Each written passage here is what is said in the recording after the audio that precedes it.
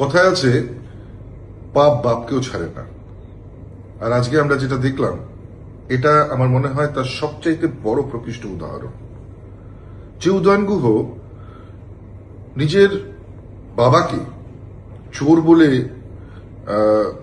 তিনি স্বীকার করে নিয়েছিলেন, বারবার তিনি নিজের বাবার উদ্দেশ্যে তাকে চোর বলে পরিচয় দিতেন।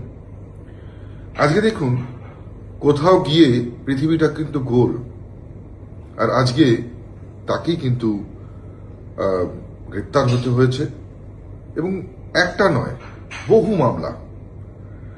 দিনহাটার সাধারণ মানুষকে যে লোকটা শান্তিতে থাকতে দেয়নি, দিনহাটার সাধারণ মানুষের জীবন যে বিষিয়ে তুলেছিল, দিনহাটার সাধারণ মানুষকে যিনি অকথ্য অত্যাচার করেছেন তার নাম উদয়ন গুহ।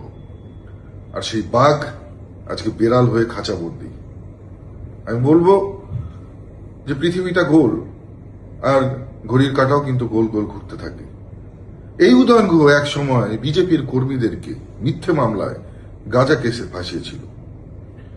বহু সাধারণ পরিবারের যারা মহিলা, অর্থাৎ যাদেরকে ফাঁসানো হয়েছিল তাদের স্ত্রীদের রাতের পর রাত তারা কেঁদে বালিশ ভাসিয়েছে।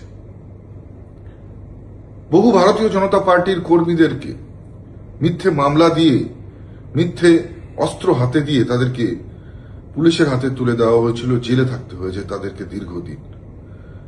সেই মা বাবার বুক ফাটা আর্তনাদ, কান্না আমরা কাছ থেকে দেখেছি, আমি কাছ থেকে দেখেছি। আজকে তারই প্রত্যাবর্তন ঘটছে না তো? আমি বলবো সময় থেমে থাকে না, সময় চলতে থাকে।